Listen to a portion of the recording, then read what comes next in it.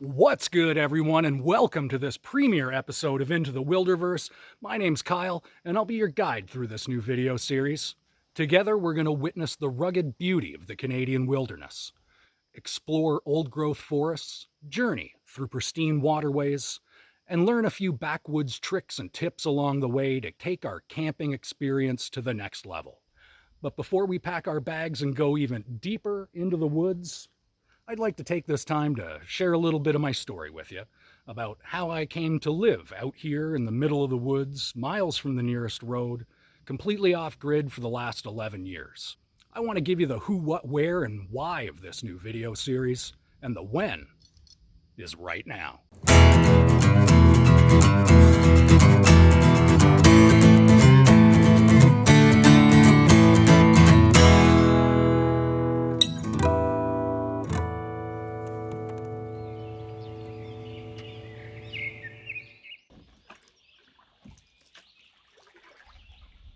I was raised in a canoe. My earliest memory is at 18 months old, draped in a garbage bag poncho for the rain, barely tall enough to stand up, lift myself over the bow of the boat to watch the beavers that were directly in front of me. And it stuck. I wanted to go on canoe trips with my dad every chance I got. And by the time I was old enough to hold a paddle, I was in the thick of it, taking on whitewater, letting the wolves sing me to sleep at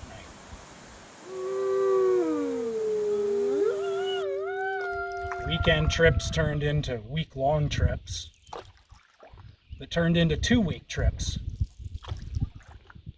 And pretty soon snow and ice became part of our routine as we stretched the paddling season out to as far as the Canadian weather would allow us. Well, this all came to a climax when I was about 20, and I agreed to go with my dad on this giant canoe expedition in a super remote part of far northern Ontario. And things did not go as planned. Oh, we broke our boat in the middle of absolutely nowhere, and with no communication possible.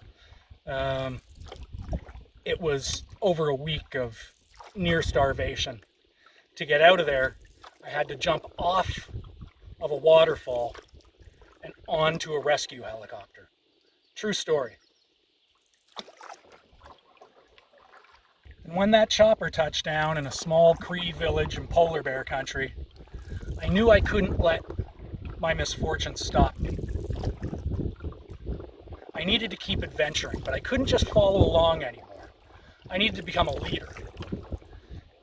And I made it my mission to learn everything I could about the wilderness so that people that followed me on adventures would ultimately walk away safe and happy. So I poured myself into it.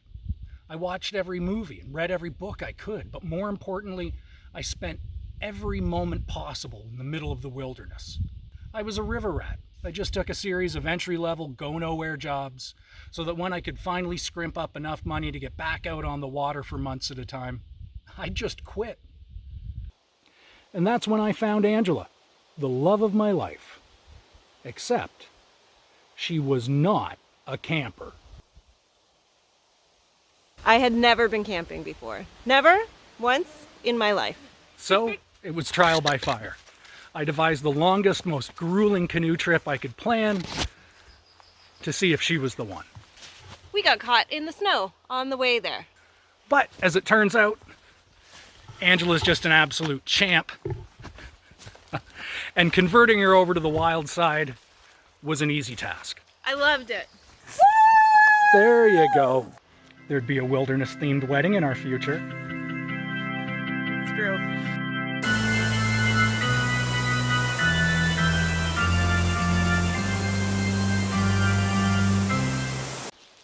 So, I got a real job. I became the manager at an outdoor equipment store which allowed me to expand my knowledge base around camping technology, and more importantly, it introduced me to a lot of novice campers that were eager to hire me on as a guide in order to get to secluded places in the wilderness that were beyond their experience level. But I could only work indoors for so long. I took a job as the head chef and fishing guide for a fancy lodge in Algonquin Park, and started moonlighting in my time off as a brand rep for the North Face. Hi there. Thanks for checking out Into the Wilderverse. The episode you're currently watching is over a year old and was originally aired on Theta Network. We've been going strong ever since, and Season 3 is exclusively available on Theta Network right now. The way to stay up to date and current on all the content from Into the Wilderverse is to buy a streaming pass from Open Theta. Link in the description. It's like Patreon, but better, because when you're done watching a season, you can sell the streaming pass to another person. People who buy streaming passes are automatically entered into contests to win all-inclusive luxury camping trips at my private lake. You'll be entered into draws for my physical artwork, and if you pay attention, you could win the trivia contest at the end of each season worth $300. I've already given away $15,000 in prizes exclusively through Open Theta. So if you want a chance to join all of that and support this project, please check out Open Theta. If you have any questions, please leave them in the comments. Now back to the show. Then, in 2012, it happened. Angela and I found the perfect piece of property to buy, and at the same time, I was offered a full-time job with the North Face. I had a choice to make.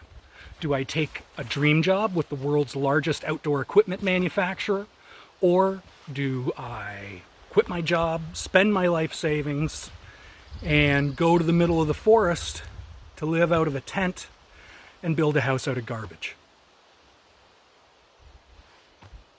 Decisions were made.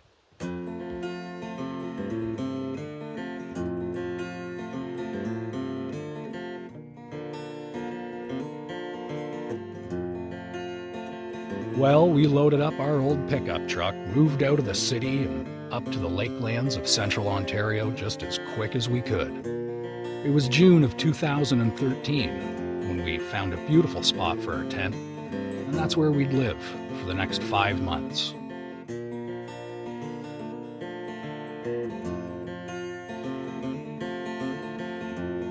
We tacked a makeshift kitchen to a tree to make things a little more comfortable.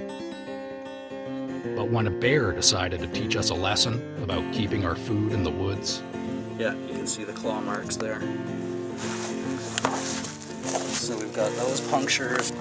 We started building a shed for our supplies lickety-quick. A bear-proof lock. Because the land we bought is remote, with no roads going to it, we spent a lot of time that summer just blazing trails, building bridges over creeks to make the task of hauling lumber on our shoulders through the woods that much easier. But before an entire house worth of lumber even met land, we had to paddle it across the water.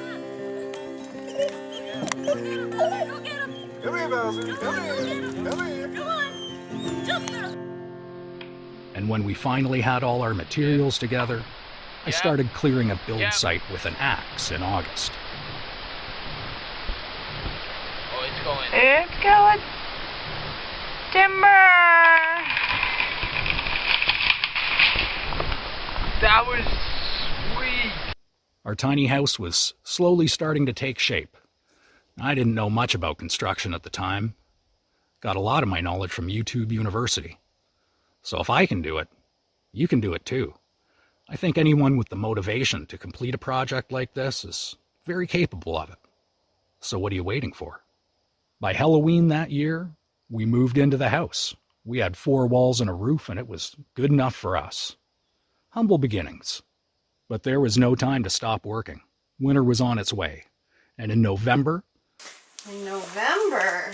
In November, using lake water. Is it cold? We got started building a rocket mass heater.